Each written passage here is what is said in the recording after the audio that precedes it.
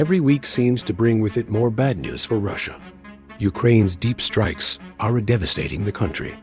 Long-range drones keep on hitting their targets, despite Russia's claims that it's shooting those drones out of Veskis. And Ukraine is varying its approach. Refineries are being set ablaze. Ammunition storage units are exploding. And now, Ukraine has even turned its sights toward the cargo ships that provide Russia with the parts it needs to build its own long-range drones. The deep strikes keep on coming. Ukraine is bleeding Russia's military dry, and Vladimir Putin can only watch it burn. The period between August 15th and August 19 saw Ukraine carry out a pair of drone strikes against Russia that seriously damaged the country's war machine. The focus first is the latter of those strikes, which leads to the town of Bilokorokin, which is in the Russian-occupied region of Luhansk. Luhansk is a clear target for Ukraine. It's one of the few Ukrainian regions that Russia can claim to practically outright control. Al Jazeera says that Russia controls around 88% of the Donbas region, in which Luhansk is situated, with practically all of Luhansk now occupied. Reversing that occupation, even if it's only little by little, is one of Ukraine's major goals as it attempts to strip Putin off the leverage that Russia's Donbas occupation gives him in any potential peace negotiations. So, there's Bilokorokin. According to United 24 Media, the Secret Service of Ukraine, or SBU, says that the settlement is situated on a railway line that Russia uses to transport ammunition to its troops in the front lines in the Donbas. This is an example of why Russia's control of Luhansk is pivotal to Putin's plans. That control enables relatively safe usage of these railway lines as part of Russia's larger logistical network, because Russia knows that Ukraine can't launch direct ground assaults against its Bilokorokin position. When the ground isn't an option, fear becomes the best bet for a strike. That's exactly the approach Ukraine took on August 19 as it launched a drone strike against what has become a key logistical node and ammunition storage facility in Luhansk. The SBU provided the details in a Telegram post, confirming the success of this strike. Or, as it turns out, there were at least 7 strikes. Long-range SBU drones destroyed 2 ammunition depots of the occupiers in Luhansk region, the SBU statement declares. On the night of August 19th, SBU drone staged a cotton at 2 Russian ammunition depots in the settlement of Bilokorokin in the temporarily occupied Luhansk region. This town is located on an important railway branch, which supplies ammunition from Russia to the front line, in particular to the Pokrovsk direction. United 24 also provides news about the scale of the damage the SBU strikes caused. It says that preliminary reports suggest that Ukraine managed to hit the ammunition depots in Bilokorokin 7 times in succession, raising the question of what Russia's air defenses were doing. Did they have a night off? Were they even there? Regardless of the answer, Ukraine's 7 strikes triggered a massive fire at the Bilokorokin base, which United 24 says has been confirmed by the NASA International Satellite Monitoring Service (S). That service tracks fires worldwide. It found a big one in Bilokorokin, and that means Russia has no chance of being able to legitimately claim that Ukraine didn't just pull off a damaging drone strike within territory that Russia occupies. Bilokorokin strike is part of a larger Ukrainian effort to weaken the Russian war effort with attacks against the deep rear. As the spook explains in its Telegram post, the SBU continues systematic strikes in the enemy's rear in order to reduce the offensive capabilities of the Russian army at the front. It says, the destruction of enemy ammunition directly helps our soldiers, who are courageously holding back Russian assaults. The demilitarization of military warehouse and equipment of the occupiers will continue. More destroyed weapons and ammunition mean less pressure on Ukraine's forces. The impact these types of strikes are having later will be dug into deeper later in the video. For now, Ukraine's latest drone assault in a key Russian ammunition depot may seem impressive. However, it may also sound familiar. As strange as it may seem, given the position Ukraine was in when Putin first launched his invasion, deep strikes against Russian military targets have become commonplace, almost routine. Bilokorokin is just the latest to add to a growing pile of successful Ukrainian drone attacks. So, How about something Thetis a little less routine? That leads to August 15th, and the other strike Ukraine has managed to pull off. This one is a doozy because it involves something that Ukraine has never done before, attacking a cargo ship that was carrying Iranian weapons into Russia. It's well known at this point that Iran has been supplying Russia with drones and other weapons since almost the beginning of the Ukraine invasion. Both Russia and Iran might try to deny it, but the evidence is clear. Back in September 2024, Ukraine's foreign ministry claimed that Russia had launched 8,060 Iranian-made Shahed drones at Ukraine since the start of the war. About 2 years before that, the Council on Foreign Relations reported that Russia had received between 600 and 3,000 Shahed drones from Iran less than a year into the war. And it's evident from Russia's drone production that the relationship extends deep enough for Iran to have given Russia permission to build its Shaheds domestically, with the help of Iran supplying parts. Adding to this, the U.S. Department of Defense confirmed that Iran has sent Fath 360 close-range ballistic missiles to Russia in a September 2024 post. And as recently as May, Reuters reported that Iran is preparing to deliver launchers for those missiles, allowing Russia to actually use them against Ukraine. One thing is clear, there's a very obvious weapons pipeline between Iran and Russia. That pipeline that Ukraine struck on August 15th. The War Zone, or TWZ, reports that Ukraine carried out its daring strike at the port of Olia, which is in Russia's Astrakhan region and located on the Caspian Sea. Specifically, Ukraine's drones touched down on a cargo ship dock at the port that is believed to be responsible for transporting key drone parts via the Caspian Sea between Iran and Russia. Again, it was Ukraine's special force that were responsible for the strike, as confirmed by the Ukrainian Army's General Staff on Telegram. As part of reducing the enemy's ability to launch airstrikes, on August 14, units of the Special Operations Forces of Armed Forces of Ukraine, in cooperation with other components of the defense forces, carried out a fire attack on the seaport. Olia Seaport, Astrakhan region, Russia. The statement reads, according to available information, the vessel Port Olia 4, loaded with components for the Shahed-type UAV, or unmanned aerial vehicle, and ammunition from Iran, was hit, though the precise results of the strike were still being clarified at the time that statement was made. It looks like Ukraine scurried a direct hit. Pictures shared by the OSINT Intuitex account show extensive damage to the cargo ship, including blackening of the white paint on the ship's superstructure that indicates a fire. Oh, and the ship just so happens to be sinking. That's pretty solid evidence that Ukraine's drone hit precisely what they were supposed to hit. TWZ adds to the information provided so far, stating that the ship Ukraine just took out was a 400-foot-long cargo vessel that's capable of carrying up to 4,900 tons of cargo. Unconfirmed reports also suggest that there were no Russian casualties in this strike, with the only death being that of the Port Olia 4 ship itself. As for why the ship was targeted, Ukraine's General Staff provides the main reason, namely that the ship is often loaded with Shahed parts and other ammunition that Iran delivers to Russia. Both Ukraine's military intelligence and the U.S. Treasury Department have also confirmed that the Port Olia 4 makes regular journeys between Iran and Russia, meaning there can be no credible Russian claim that Ukraine just struck a civilian vessel. Even with all of this evidence, Russia trot out its same old excuses. The Astrakhan regional governor claimed that Ukraine's drone had been suppressed by electronic warfare or destroyed, and no damage was caused to separate infrastructure. But a ship was damaged by debris from a downed UAV. Again, with the debris excuse?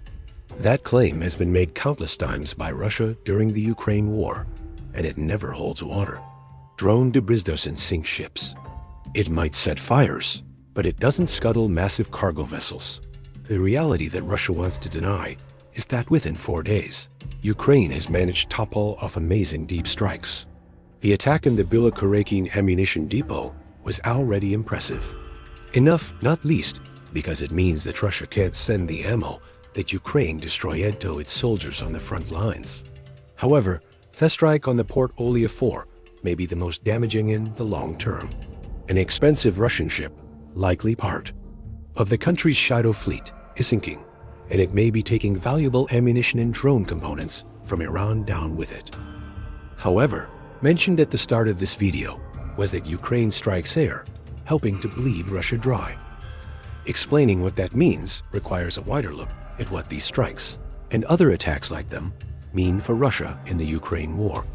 SBU's post about the Belokurakin strike provides a pretty big hint, as it points out that Ukraine's deep strikes against Russia, aerial designed to weaken Russia militarily. Whether Ukraine is taking out ammunition directly, or hitting the logistical assets that carry that ammunition, along with fuel and other supplies, these types of strikes exist to challenge Russia's strategic depth.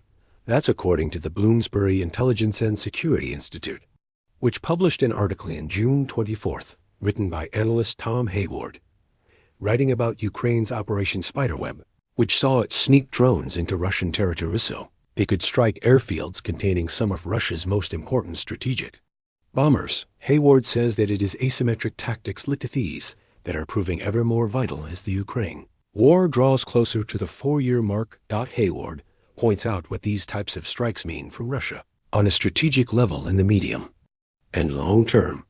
In the medium term, which Hayward says is between 3 and 12 months, Ukraine's innovative asymmetric tactics willingly force Moscow to increase defensive measures in the rear and pull assets away from the front lines to prevent further attacks. Hayward says, that's an interesting point. While the immediate impact of both of the strikes discussed in this video is that fewer drones and less ammunition will make their way into Ukraine, these strikes forcing Russia to pull assets back into its own territory is also a massive win. The fewer of those assets that are on the front lines, the less pressure Russia can exert on Ukraine's defenses. The long-term future, assuming Ukraine continues these strikes, is also bleak for Russia, Hayward says. The country's strategic depth will be challenged by these types of strikes, forcing Russia into investing heavily in hardened and underground facilities to protect the assets Ukraine is hitting. That might be fine for ammunition depots. However, that approach isn't going to protect ships docked in ports. Plus, Russia is hardly flush with cash right now, due to Putin already having spent billions on the Ukraine war. Business Insider says that Russia is on course to run out of its financial reserves by the fall of 2025, meaning it's almost drained its emergency funds. Radio Free Europe, Radio Liberty also noted back in March that Ukraine's deep strikes between September 2024 and February 12, 2025 alone had cost Russia $714 million. Those strikes have grown more frequent than the cost to Russia since February could well be around the $1 billion mark. So, investing in the type of equipment Russia needs to protect the assets Ukraine is targeting might be considered a low priority one. Russia needs to funnel as much cash into equipment that serves its troops on the ground. That can only be good news for Ukraine's future deep strikes. United 24 Media also points out that Russia's sheer size is playing against it in this department. Russia is a country that accounts for 11% of the world's land mass, and it spans more than 6.5 million square miles. Granted, a lot of Russia is devoid of suitable military targets or unreachable by Ukraine's drones. However, the country has a lot of territory that it needs to protect, and the fact that Ukraine is experiencing so much success with its deep strikes tells us that Russia isn't doing a good job at that protection. Ukraine's drones keep breaking through, and now, as seen on August 15th with the strike against a cargo ship, it's getting more ambitious about types of targets on which it focuses. Long story short, every successful deep strike takes Ukraine one step closer to bleeding Russia's military dry. Now, focus on the Belokurakin strike for a moment. Specifically, what the strike targeted: Russian ammunition. Throughout 2025, there have been conflicting reports about Russia's ammunition situation. Back in February, Al Jazeera posed the question of whether Russia is starting to run out of ammunition.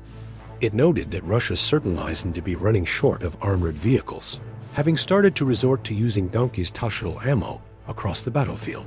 The outlet also noted that Russia's attempted occupation of the Donbass region has slowed to a crawl, with a shortage of artillery seeming to be the cause. Russia seemed to be trying to solve the problem. However, despite a growing shortage of artillery, Russia has tripled the output of shells to about 3 million a year, while North Korea has reportedly millions more, the outlet wrote. Wow. Also pointing out that Russia has received hundreds of missiles from Iran and North Korea. A few months later, the Financial Times suggested that Russia's military is now receiving the majority of its ammunition from North Korea. That's a strange situation for a country supposedly building 3 million artillery shells a year to be in doubt to add to the confusion. Business Insider said in June that NATO chief Mark Rutte says that Russia is making as much ammunition in 3 months as NATO manufacturers in a year. However, that's all relative. What amounts to 4 times as much ammunition being made compared to NATO still only leads to 200 new Iskander missiles in 2025. For example, it's inaccurate to say that Russia is running out of ammunition, but it's certainly having to rely on other countries to provide a large amount of the ammo it's using. There are also hints that its domestic production isn't as strong as it needs to be, at least in terms of allowing Russia to maintain the strength and frequency of its artillery. Assaults in Ukraine. So any attack on an ammunition depot means that Ukraine is depriving its enemy of ammo that it appears to sorely need. Russia can afford to lose some ammo. However, it can't afford to lose too much, and that's what's going to happen as Ukraine focus more intently on its deep strike strategy. It's also hard to ignore the fact that the cargo ship Ukraine scuttled on August 15th is reputed to have transferred ammunition, likely missiles, from Iran, in addition to drones. That's another knock against Russia's possibly precarious ammunition situation. Speaking of drones, that leads back to the Port Olia 4. If hitting ammunition depots and conducting more deep strikes is supposed to weaken Russia on the ground, the destruction of the Port Olia 4 is intended to make it harder for Russia to hit Ukraine with long-range Shahed drones. And Russia has been doing a lot of that lately. According to an AFP analysis, Russia broke its record for long-range drone attacks against Ukraine in July 2025. It says that Russia sent 6,297 long-range UAVs into Ukraine that month, with 6,129 of those drones being Shahed types. Compare that to the same month in 2024, when Russia launched 423, and it's clear that Putin's drone campaign has intensified. It's also not going to slow down until Ukraine does something about it. On August 19th, ABC News reported that Russia launched an aerial assault against Ukraine that included 270 drones just days after U.S. President Donald Trump met with Putin in Alaska. And according to TWZ, Russia is now using its Shahed drones to drop anti-tank mines deep behind the Ukrainian front lines. These drones are a persistent problem for Ukraine. By taking out one of the cargo ships that transports the parts used to make those drones, Ukraine hopes it can reduce the intensity of these drone attacks. Of course, one ship being scuttled alone won't do the trick. However, taking out the Port Olia 4 represents Ukraine adding another string to its bow, as it has just proven that it can hit Russian cargo ships when they redocked from a very long way away. That means more strikes against Russian ships and ports are bound to happen. There have already been more than one might have expected in 2025. Reuters reported on August 15, while the attack on the Port Olia 4 was first of its kind in terms of Ukraine hitting the cargo ship that sails between Iran and Russia, it has made hitting Russia's terminals and ports a priority this year. Reuters says that these two types of targets account for 7% of Ukraine's successful strikes against Russian territory in 2025, with some of Ukraine's longer strikes hitting targets up to 621 miles away. Reuters also reported on an interesting financial figure that showcases just how Ukraine is bleeding Russia dry with its deep strikes. Mentioned earlier was a report that said Ukraine cost Russia over $700 million with its deep strikes between September 2024 and February 2025. According to Reuters, Ukraine thinks that figure needs to be multiplied by around 100 to get the actual cost of its deep strikes against Russia in 2025. a staggering $74.10 billion is the amount that Ukraine says it has cost Russia with the types of long-range attacks seen on August 15th and August 19th. Reuters says that Ukraine didn't explain how it reached that figure.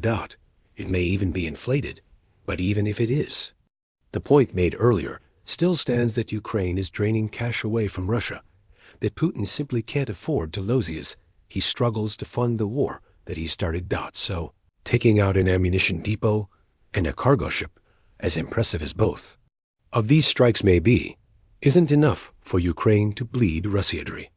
However, when these strikes are taken in the context of Ukraine's wider deep strike strategy and how intensive that strategy has become in 2025, it's apparent that the strikes are pieces in a large puzzle that Ukraine is putting together. The more of those pieces that are slotted into place, the weaker the Russian military becomes. Putin can do is watch as his war machine burns around him. These strikes are also evidence that Ukraine is several steps ahead of Russia when it comes to drones. And with Ukraine's strikes and Russia's oil refineries adding up, Russia is finding out that it's losing the UAV war, and it's too late for Putin to do anything about it.